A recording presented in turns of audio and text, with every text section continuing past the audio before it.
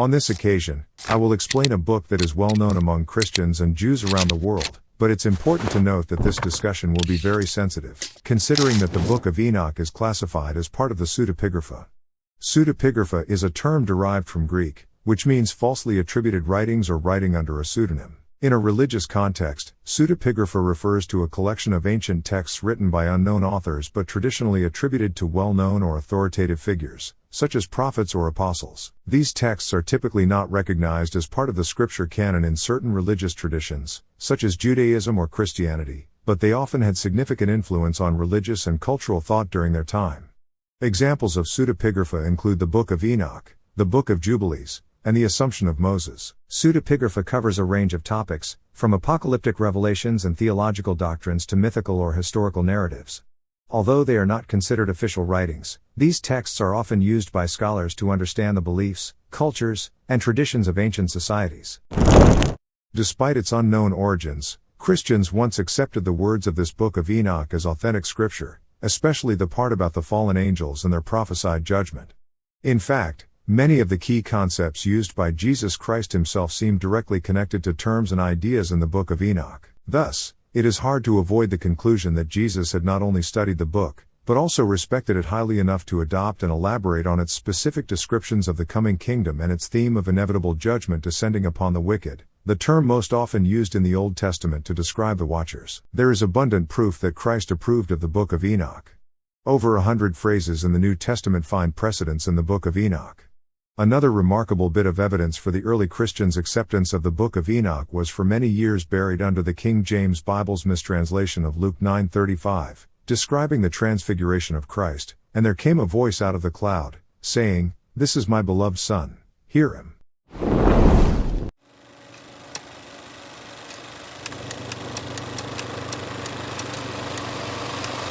Enoch is the seventh descendant of Adam, appearing in the genealogy of Seth's family line, as recorded in the book of Genesis.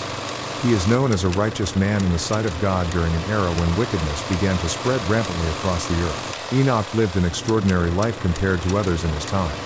The book of Genesis states that Enoch walked with God, an illustration of his very close relationship with the Creator. Enoch's life became a symbol of faithfulness to God amid the moral chaos of the world. Enoch did not experience death like most humans. In Genesis 5:24, it is written, "Enoch walked with God, and he was no more, because God took him." This event is widely regarded by many traditions as a direct ascension to heaven, making him one of two figures in the Bible, along with Elijah, to ascend to heaven without experiencing death. In the Book of Enoch, his story is expanded. Enoch is depicted as a prophet who received revelations about the secrets of the universe, heaven, and hell. The narrative begins with Enoch's observation of the fallen angels, known as the Watchers,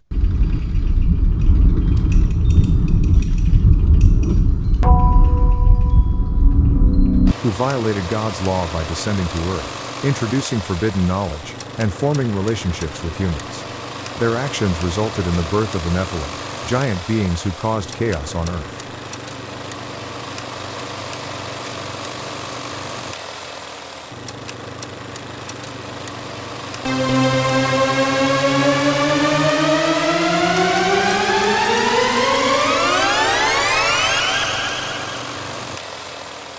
Enoch's obedience to God allowed him to glimpse a trailer of life after death, namely heaven and hell. However, Enoch felt that this privilege was not for himself but for the benefit of future generations of humanity. The prophecies or visions given to Enoch were numerous, ranging from the time before Noah's era to the famous Great Flood of Noah, described in great detail.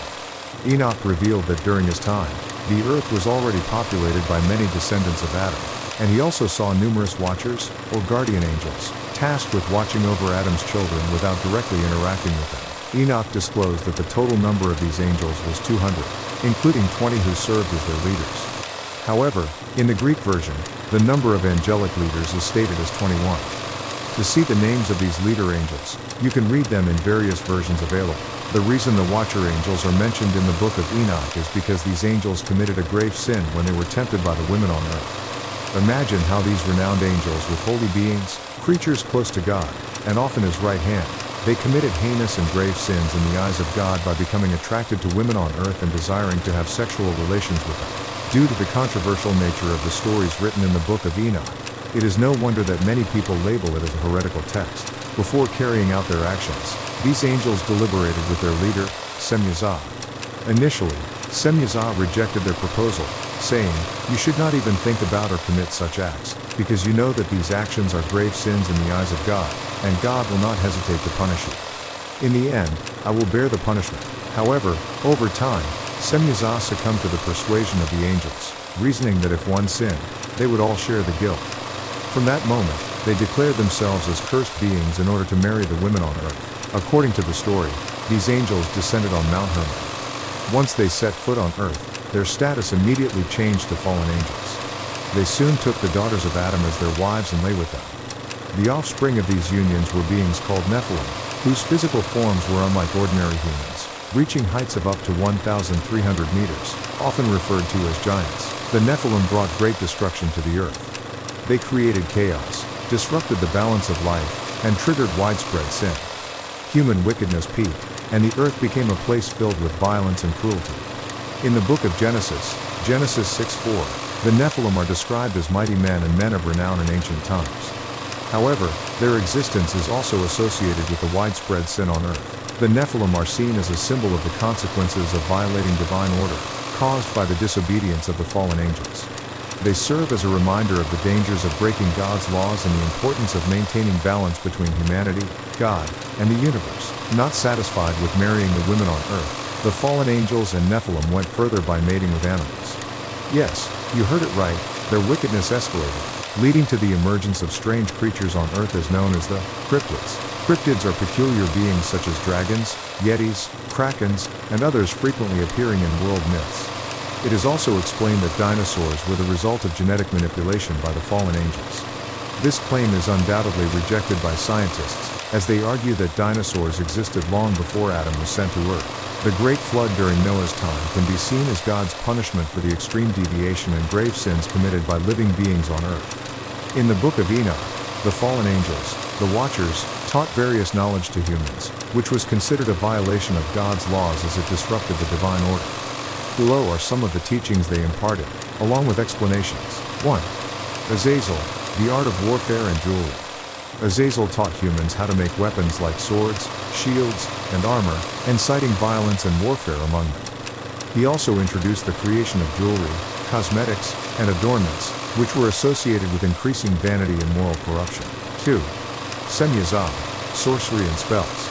Semyazah, the leader of the Watchers, taught humans sorcery and the use of spells. This enabled them to attempt to manipulate natural forces and destiny, which defied God's will. 3. Kokabel, astronomy. Kokabel taught humans about the stars and the movements of celestial bodies. While this knowledge helped humans understand time and seasons, it was also misused for divination, deviating from divine intentions. 4. Penamu, writing and worldly wisdom. Penamu introduced the art of writing and the use of ink and paper. Although seemingly beneficial, it was linked to the dissemination of worldly wisdom that did not always align with God's laws. 5. Kasteha, spirits and curses. Kasteha taught about spirits, including how to banish evil ones. However, he also introduced the knowledge of curses and other practices used for malicious purposes. 6. Gadarl, the art of killing. Gadarl taught humans the art of killing, further adding violence that destroyed peace on earth. 7. Barakiel and Tamiel, natural sciences.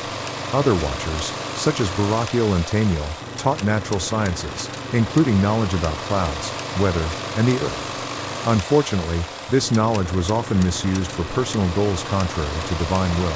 The knowledge taught by the fallen angels made humans more skilled in various fields but came with great consequences. For instance, it is no wonder why the Maya civilization could have such complex calendar calculations at that time. This knowledge was often used for purposes contrary to God's plan, such as warfare, pride, and moral deviation. Not only did they teach humanity various skills, but according to the Book of Enoch, the Nephilim also helped humans construct grand buildings or cities during that era, which are now often referred to as wonders of the world. Interestingly, if all the wonders of the world are aligned in a straight line, they would form an ancient equatorial line. Moreover, the design and placement of these structures remarkably align with the golden ratio popularized by Fibonacci. The myths about gods and goddesses spread across the world share a similar background with the fallen angels and Nephilim, ranging from the Nordic, Egyptian, Babylonian myths, and more. The names of the fallen angels often end with the suffix El, which means God or deity. The knowledge given by the fallen angels only led humans further away from their God. With the knowledge imparted to them, humans began to worship the fallen angels. As humanity's morals declined and their actions on earth became increasingly depraved, these deeds reached or were seen by the good angels. The four good angels, Michael, Gabriel, Raphael, and Uriel, immediately reported to God. Upon receiving the report, God sent Uriel to give a vision to Noah regarding God's plan to bring a great flood. Uriel also instructed Noah to build a massive ark as punishment for the sinful humanity. Additionally, God ordered Raphael to punish Azazel by casting him into the depths of the darkness of hell, known as Tartarus, for eternity. On the day of judgment, the fallen angels and Nephilim will be cast into hell and tormented forever. The fallen angels asked Enoch to deliver a letter of plea to God. In this letter, Azazel and his companions begged for forgiveness for their actions, including their relationships with humans that resulted in the Nephilim and the forbidden knowledge they had imparted, which had ruined the world. In his vision, Enoch was taken to heaven and met with God. In God's presence, Enoch delivered the plea from the watchers. However, God, already wrathful over their sins, made a firm decision that there would be no forgiveness for them. The fallen angels had knowingly violated heavenly laws, and their punishment was already decreed.